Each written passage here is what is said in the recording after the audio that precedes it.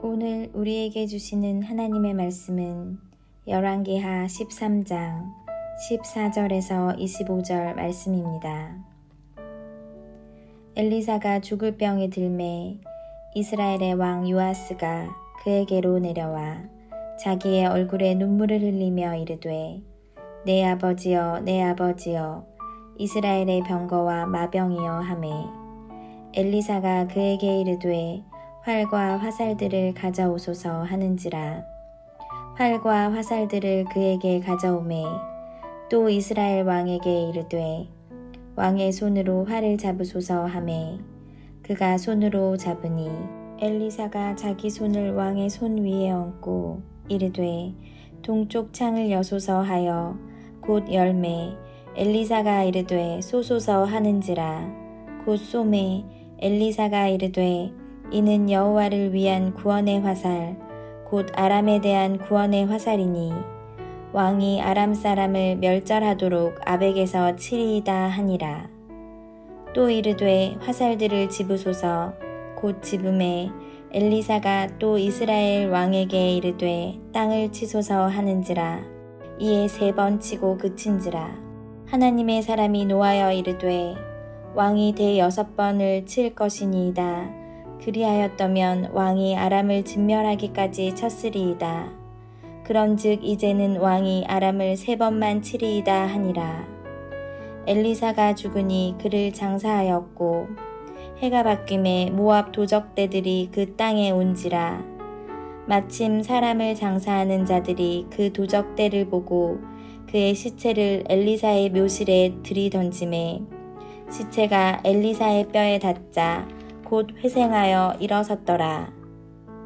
여호아하스 왕의 시대에 아람 왕 하사엘이 항상 이스라엘을 학대하였으나 여호와께서 아브라함과 이삭과 야곱과 더불어 세우신 언약 때문에 이스라엘에게 은혜를 베풀며 그들을 불쌍히 여기시며 돌보사 멸하기를 즐겨하지 아니하시고 이때까지 자기 앞에서 쫓아내지 아니하셨더라. 아람의 왕 하사엘이 죽고 그의 아들 베나닷이 대신하여 왕이 되매 여호아하스의 아들 요아스가 하사엘의 아들 베나닷의 손에서 성읍을 다시 빼앗으니 이 성읍들은 자기 부친 여호아하스가 전쟁 중에 빼앗겼던 것이라. 요아스가 베나닷을 3번 쳐서 무찌르고 이스라엘 성읍들을 회복하였더라.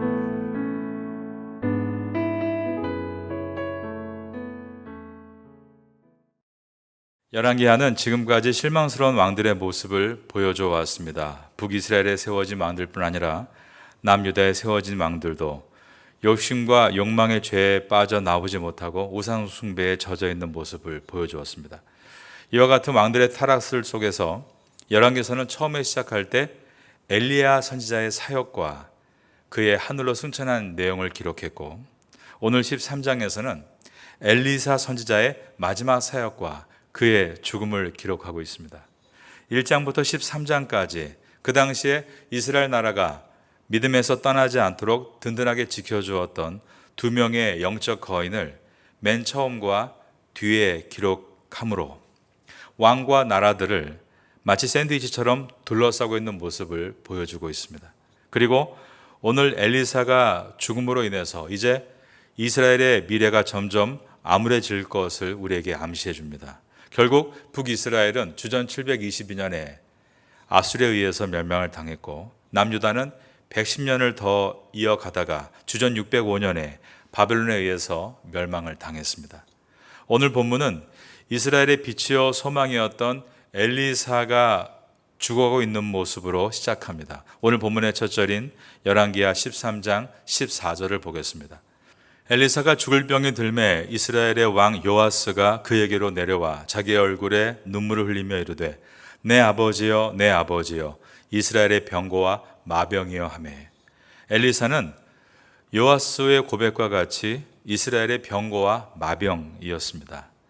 이스라엘의 병거와 마병이다. 이 말은 과거 엘리사 선지자가 엘리야 선지자를 향해서 했던 말과 같습니다. 엘리사는 스승인 엘리야가 죽음을 보지 않고 불수레를 타고 하늘로 승천할 때 이스라엘의 병고와 마병이여라고 외쳤던 것입니다. 여러분께 열왕기하 2장 12절을 읽어드립니다. 엘리사가 보고 소리 지르되 내 아버지여 내 아버지여 이스라엘의 병고와 그 마병이여 하더니 다시 보이지 아니하는지라. 이제 엘리사가 죽을 병이 들어서 죽어가고 있을 때 왕은 슬퍼하며 눈물을 흘렸습니다. 그런데 오늘 본문을 보면 엘리사는 죽어가지만 생명력이 넘치는 것을 우리에게 보여줍니다. 분명히 14절에 보면 엘리사가 죽을 병에 들었다라고 되어 있는데도 말입니다. 모든 인간은 처음 사람 아담 때부터 태어나는 순간 죽음을 향해 달려가는 존재입니다. 마지막 때를 우리가 알지 못하기 때문에 살아간다라고 말할 뿐 엄밀히 말하면 죽어가고 있는 것입니다. 조금의 차이가 있다면 건강하게 살다가 죽기도 하고 건강하게 살다가 마지막에 병들어 죽기도 하며 처음부터 건강하지 못하게 살다가 죽기도 하고 처음에는 건강하지 못했으나 병이 치료되어 건강하게 살다가 죽기도 합니다. 여러 차이가 있지만 결국 죽는다는 것은 다 같다는 것입니다. 사람들은 죽음을 생각할 때 절망스러워하고 괴로워합니다. 그리고 그때가 언제인지 알지 못하기 때문에 두려워합니다. 그러나 오늘 본문의 엘리사 선지자는 불치의 병에 걸려서 죽어가면서도 그 생명력이 조금도 사그라들지 않았다는 것입니다. 그는 죽음의 마지막 문턱까지 하나님의 뜻을 대변하고 있고 멸망의 길을 걷는 이스라엘 백성들에게 바른 길을 가리키는 선지자의 사명을 감당했습니다. 그는 죽음 앞에서 힘을 잃어버린 것이 아니라 오히려 더욱 생명력이 넘치는 모습을 보여준 것입니다. 그 비결이 무엇일까요? 그는 스승 엘리야가 하늘로 승천하는 것을 목격함으로 인생의 끝은 죽음이 아닌 것을 알았습니다. 부활로 새롭게 살 것임을 알았기 때문에 죽음 앞에서 위축되지 않았던 것입니다. 제가 존경하고 사랑했던 상로 오케스트라를 지휘하신 동영춘 지휘자님은 대학의 교수이시자 교회의 장로이셨습니다. 그분을 생각할 때 늘 제가 떠오르는 단어가 있는데 바로 오늘 본문과 같은 생명력입니다. 한국에서 클래식 음악을 배울 수 없는 시골의 오지 학생들에게 악기를 가르쳐주는 캠프를 젊은 시절부터 50년 이상 1년에 한 번도 거르지 않고 2차례씩 열어서 100회를 넘겼습니다. 그리고 코로나 이전에 즉 2019년까지 25년 이상 태국 선교를 1년에 한 차례 단 한 번도 빠지지 않고 하셔서 태국 내 클래식 음악인들 중에 예수를 믿는 사람들이 많이 일어날 수 있게 되었습니다. 그러다가 그분은 암에 걸리셨고 하지만 아무에게도 알리지 않으시고 여느 때처럼 코로나 기간에도 국내에서 음악 캠프를 하고 있습니다. 국내에서 또 계속 위에서 기도하고 준비하고 있습니다. 그런 연락만 받았을 뿐 그분이 암에 걸렸다고는 저는 생각도 해보지 못했습니다. 그리고 작년 이맘때쯤에 조용히 숨을 거두셨습니다. 저 같은 경우는 그분이 숨을 거두신 전날에 알게 됐을 정도로 그분은 자신의 병에 별 관심이 없이 마지막까지 사명을 위해 달려가셨습니다.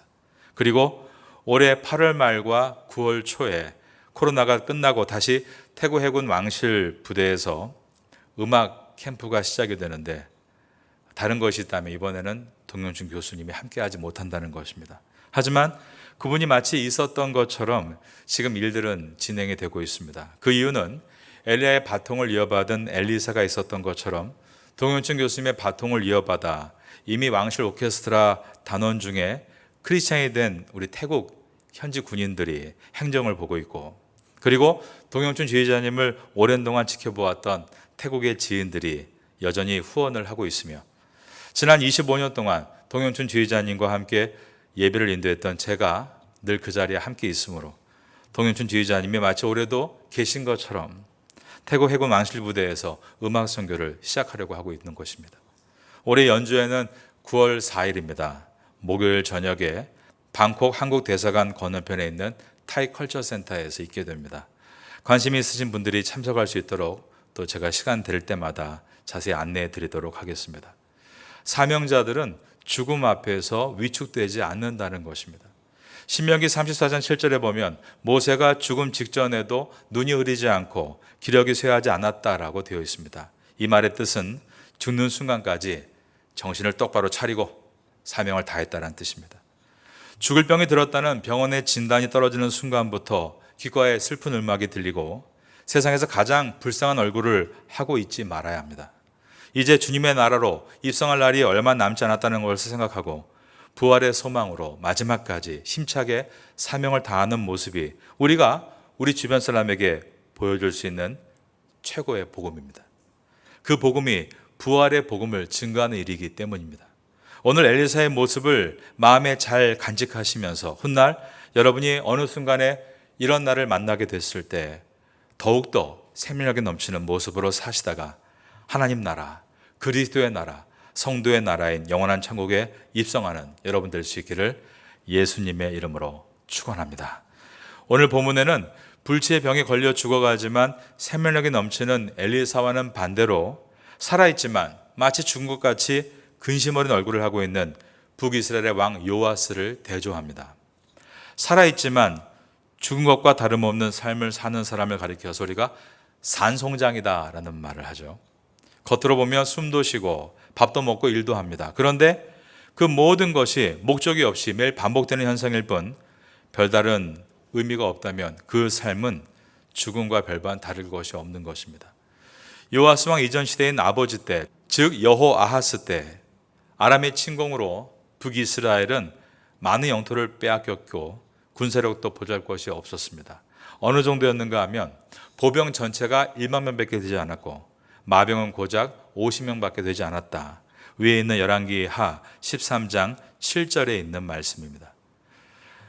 7절을 보시면 아람 왕이 여호아스의 백성을 멸절하여 타작마당에 티끌같이 되게 하고 마병 50명과 병거 10대와 보병 10,000명 외에는 여호아스에게 남겨두지 아니하였더라. 요아스는 얼굴에 근심이 가득한 산송장을 하고서 이렇게 나는 아무것도 없어요, 우린 할 수 없어요 라는 모습으로 엘리사를 찾아온 것입니다. 그래도 이 요아스에게 소망을 볼 수 있는 것은 14절에서 엘리야를 부를 때입니다. 그는 말하기를 내 아버지여 내 아버지여 그러면서 이스라엘의 병거와 마병이여 라고 불렀습니다. 이 말은 과거 엘리사가 엘리야를 부를 때 했던 표현과 같은 것으로서 온전한 믿음이 그 어떤 병거와 마병보다 더 능력이 있다라는 믿음의 고백이었습니다. 엘리사 선지자는 이제 이 요아스 왕에게 믿음을 가르치려고 합니다. 왕에게 활과 화살을 가져오라고 명령했습니다. 15절입니다. 엘리사가 그에게 이르되 활과 화살들을 가져오소서 하는지라 활과 화살들을 그에게 가져오매 엘리사 선지자는 요아스 왕에게 동쪽을 향해 창문을 열고 활을 쏘십시오라고 했습니다. 16절과 17절입니다. 또 이스라엘 왕에게 이르되 왕의 손으로 활을 잡으소서 하매 그가 손으로 잡으니 엘리사가 자기 손을 왕의 손 위에 얹고 이르되 동쪽 창을 여소서 하여 곧 열매 엘리사가 이르되 쏘소서 하는지라 곧 쏘매 엘리사가 이르되. 이 화살은 이스라엘을 아람으로부터 구원하시는 하나님의 구원의 화살이 될 것이다 라고 했습니다. 여호와를 위한 구원의 화살 곧 아람에 대한 구원의 화살이니 왕이 아람 사람을 멸절하도록 아벡에서 치리이다 하니라. 엘리사가 요아스의 손에 자신의 손을 얹고 있는 것은 하나님이 당신과 함께 할 것입니다 라는 표현이었고, 화살을 동쪽으로 쏘는 이유는 아람이 동쪽을 통해 침투할 것이기 때문이었습니다. 이번에는 선지자가 왕에게 화살을 집어서 땅을 여러 번 치라라고 명령합니다. 그러자 왕이 화살을 잡고 땅을 여러 번을 치는데 3번만 치고 멈췄습니다. 그러자 엘리사 선지자가 노발대발하면서 왕이 만약에 대6번을 쳤다면 북이스라엘은 아람 나라를 완전히 진멸시킬 수 있었을 겁니다 라고 대답을 합니다. 18절과 19절입니다. 또 이르되 화살들을 집으소서 곧 집음에 엘리사가 또 이스라엘 왕에게 이르되 땅을 치소서 하는지라 이에 3번 치고 그친지라. 자, 그 다음에 막 분노하는 내용을 좀 볼까요? 19절입니다. 하나님의 사람이 노아에 이르되 왕이 6번을 칠 것이니이다. 그리하였더라면 왕이 아람을 진멸하기까지 쳤으리이다. 그런즉 이제는 왕이 아람을 3번만 치리이다 하니라. 오늘 성경의 문맥을 보면 이 요아스 왕이 엘리사 선지자의 말에 대충 반응했다는 것을 우리가 보게 됩니다.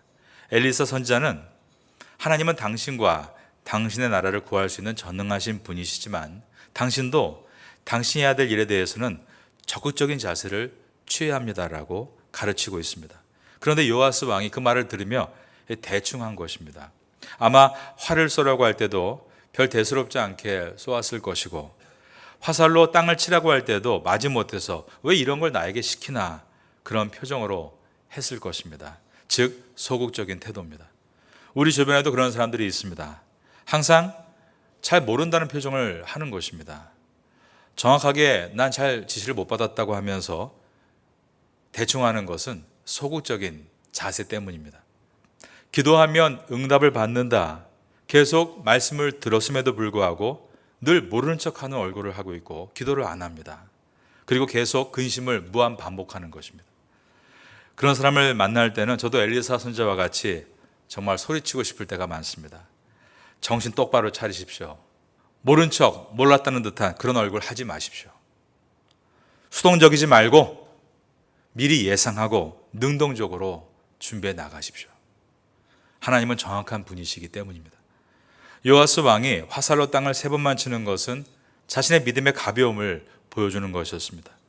그러자 정말로 아람과의 전쟁에서 단 3번만 이기게 됐다는 것입니다. 오늘 본문의 마지막 절인 13장 25절입니다. 여호아스의 아들 요아스가 아하사엘의 아들 베나닷의 손에서 성읍을 다시 빼앗으니 이 성읍들은 자기 부친 여호아스가 전쟁 중에 빼앗겼던 것이라. 즉 자기 아버지 때 많은 것을 빼앗겼고, 그리고 병력도 얼마 남지 않은 상태였다는 것입니다.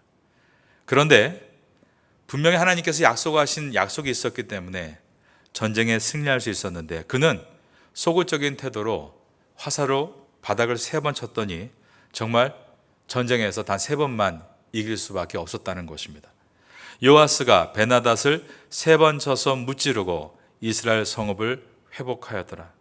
이것은 그 사람의 믿음만큼 역사가 이루어진다라는 우리의 믿음의 원리를 보여주고 있습니다.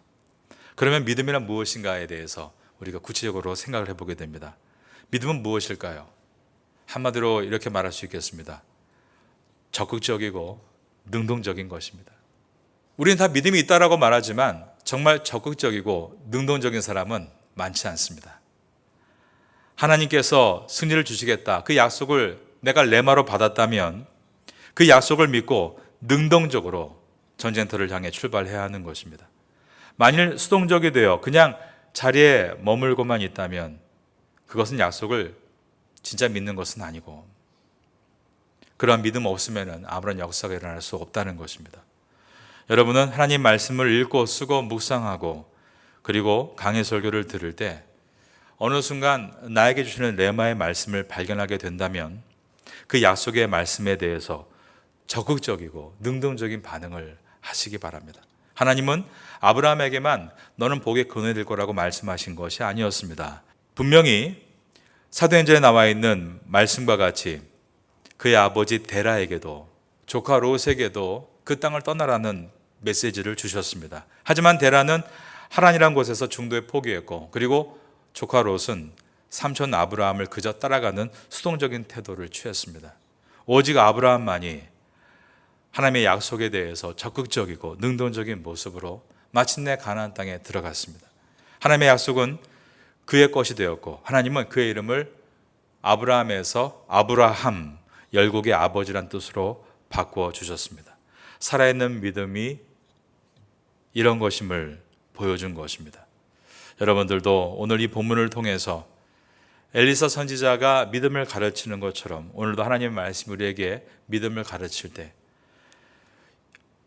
요시야 왕과 같이 그 믿음을, 그 가르침을 대충 받는 것이 아니라 하나님의 말씀을 진지하고 적극적이고 능동적인 것으로 받고 삶을 바꿔 나가심으로 여러분의 삶 가운데에 3번 이기는 것이 아니라 날마다 주와 함께 승리할 수 있는 성도가 될 수 있게 되기를 마지막으로 예수님의 이름으로 축원합니다.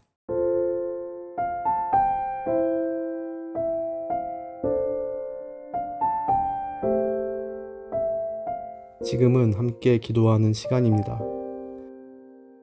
7월의 공동 기도 제목은 첫째, 모든 성도가 생명의 삶 열왕기와 말씀을 통해 말씀으로 충만하게 하소서.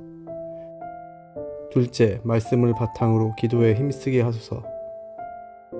셋째, 하루에 30분 기도할 수 있는 은혜를 주소서. 넷째, 말씀과 기도로 신앙의 기초를 튼튼히 세워주소서. 말씀을 붙잡고 기도하는 귀한 시간 되시기를 소망합니다.